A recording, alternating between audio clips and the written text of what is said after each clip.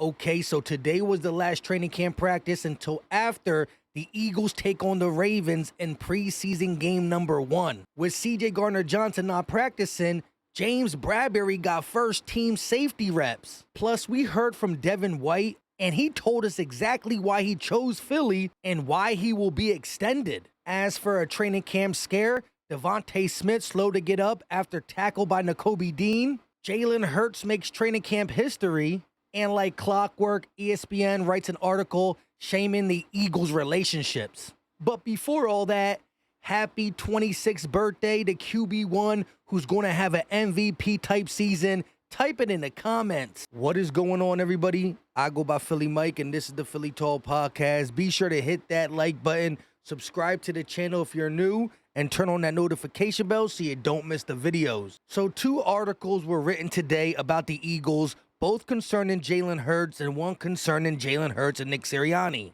Although one article was written in good light of Jalen Hurts, the other one tried to point out all the bad things that happened between Jalen Hurts and Nick Sirianni in 2023. The article talked about all the things we already know as it pertains to the so-called Nick Sirianni and Jalen Hurts situation. Thus far in training camp, Jalen Hurts and Nick Sirianni have seemed to be good, so if there was anything bad between them, they put it in the past. Does this look like 2 people who don't like each other? And you could say they're doing it for the public's eye, but Jalen Hurts has never been one to do something just to get rid of a narrative. Again, the ESPN article written by Tim McManus and Jeremy Fowler just brings up all the stuff we knew, but with extra detail. It's done. We're about to see our first preseason game of the 2024 season, so I won't dare read the article to y'all. I just had to bring it up because a lot of people are tagging me in it. However, there was another article underneath that talking about Jalen Hurts calling up former defensive coordinator for the Giants,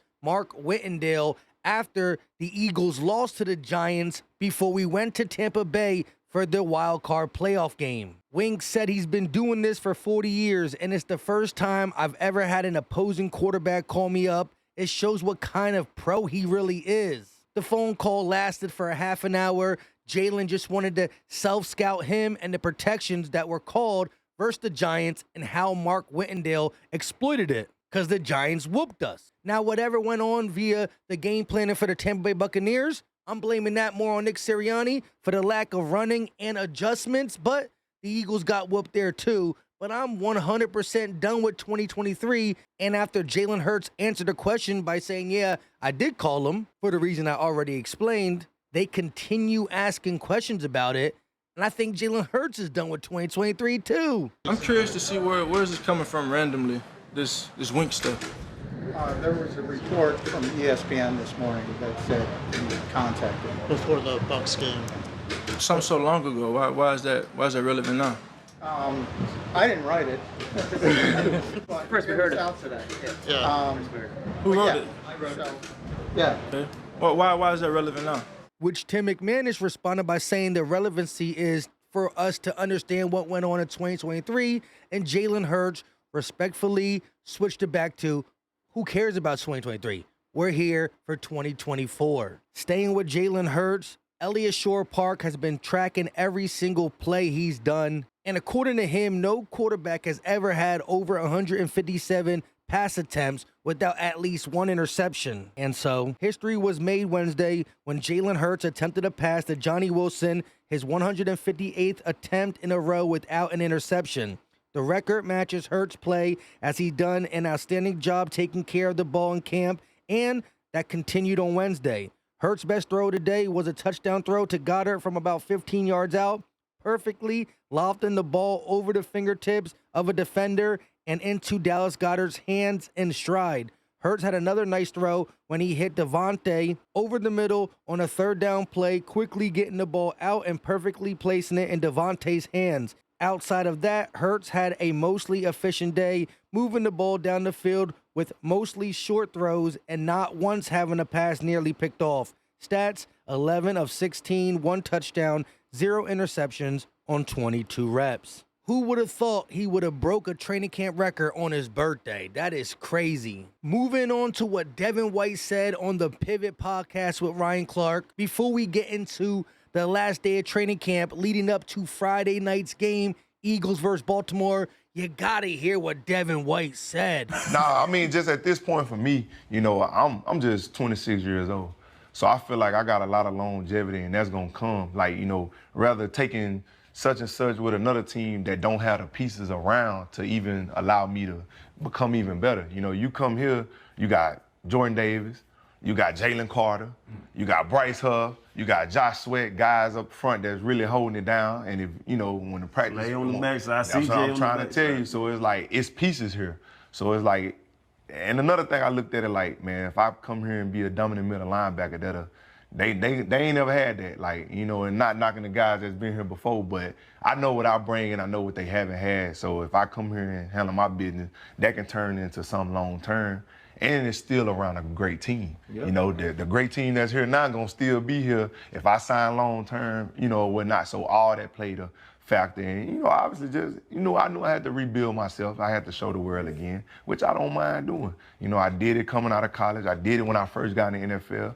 I'm in year 6, I'm better. You know, mentally I'm stronger, physically I'm stronger. Football-wise, I'm way smarter. So I feel like I got new coaches, they hungry. You know, this not the same coaching staff. My linebacker coach got fired in Tennessee, so he want to prove that, hey, I'm a good coach, you know, so I feel like it's a lot of like personalities in the building. That right there sounds like a dangerous Devin White. He's talking about rebuilding himself, understanding that the Eagles got pieces similar to what Tampa had when he was drafted there as a youngster, where he was the best middle linebacker in the game. He also talked about not trying to poo-poo on what the Eagles had at linebacker, but if I could be a dominant middle linebacker for them, 1, I could sign long-term with good pieces, and 2, they ain't have that in a minute, and he believes in this system with these guys, he can do it. And so do I. But it don't stop there. Listen to the conversation between him and Howie and how he feels like it was God's plan. I told Howie, he FaceTimed me. Another reason why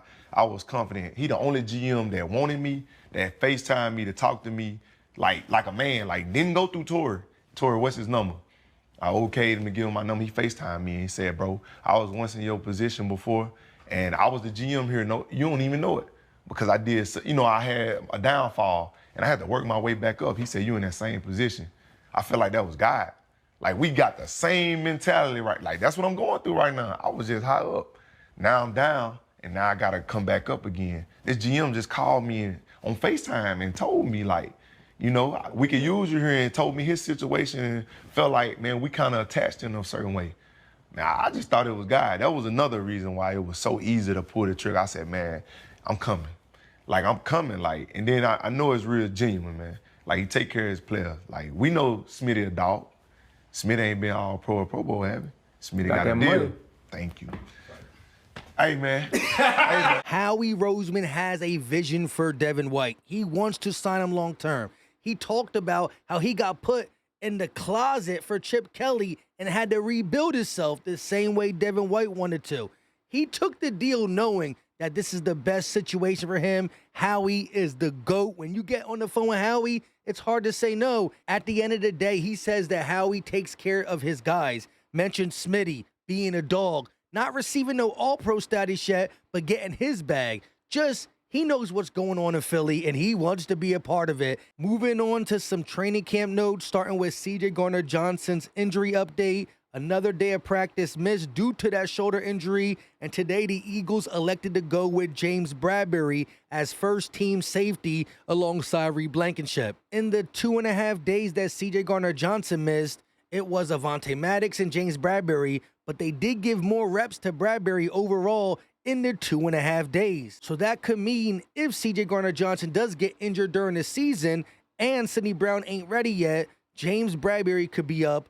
I don't know if that's good or bad. We're going to have to wait and see. Just for GP, the New Orleans Saints are inviting Justin Simmons to come down for a visit. So by the time this video's out, Justin Simmons could be a New Orleans Saint. We'll keep track on that. But the Eagles are going to have to bring in some depth, especially if Sidney Brown can't get ready until week 2 or 3. The Eagles decided to start practice today with not warm-up drills, but a walkthrough. No pads because the preseason game is around the corner, but it's interesting because Jonny Wilson is still lining up with the first-team wide receivers as the number 3 for a couple days in a row now. As for a brief silence during the situational period in training camp today, with the offense facing 2nd and 10 from the opponent's 30-yard line, Hurts found wide receiver DeVonta Smith on a slant. Linebacker Nakobe Dean came up and tried to wrap Smith, but eventually took him to the ground. Smith was slow to get up, but eventually did, taking his time to get back to the sideline.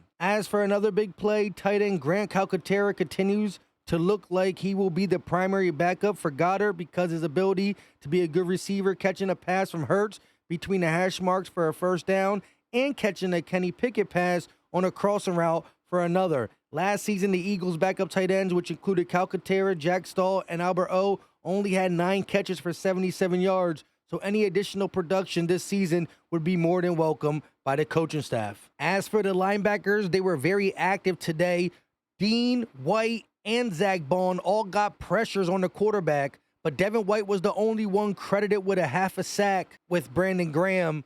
But it's good to see that when Fangio blitzes Zach Bond, Nakobe Dean, Devin White, they are getting pressure, making noise. We want to see that for our linebackers for sure. Now, looking at 2 spots that are still being heavily battled for. Right guard, Mekhi Becton got first-team reps again today. Tyler Steen, second-team reps. Is that due to Mekhi Becton playing good or Tyler Steen battling back from the ankle injury? Still no confirmation on that. However, the cornerback position continues to go through Slay and Isaiah Rodgers as the 2 outside guys, and Quinyon Mitchell for like 5 days in a row now is the starting slot cornerback. So to me, it's starting to be telling, although Fangio just let us know that there's no conclusion to linebacker or corner. Let's hear what Keely Ringo says about the game slowing down to him. I would say understanding the game a little bit more. I'm trying to see what offense is trying to do to me, and honestly, I'm trusting myself a little bit more. I feel like I'm being a younger guy,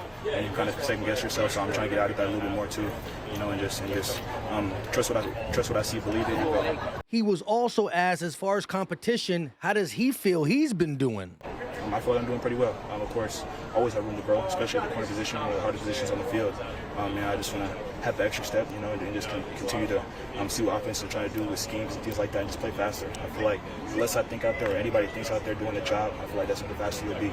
Interesting stuff right there. It's been shaping out that it's Slay, Rodgers, and Quinyon as the starters, but we're going to see what happens. No practice tomorrow. Preseason game in Baltimore Friday. Will the starters play? Will they not? Fangio wants them to play. Nick Sirianni said, we have to wait and see. I'm curious. I'm going to be watching the first quarter, second quarter, third quarter, fourth quarter in depth. Plus, we'll be live. Come through. We'll do the live play-by-play, even for the fourth quarter where it's the guys who are just trying to earn a roster spot. With all that being said, I go by Philly Mike. This is the Philly Talk Podcast. Do your boy a favor and hit that like button. Subscribe to the channel. Turn on that notification bell so you don't miss the video, especially when we're live for the game. Muscle emoji. Leave your thoughts in the comment section. I absolutely love hearing from you. Even if I miss something, let me know. Until next time, you know what time it is. We out.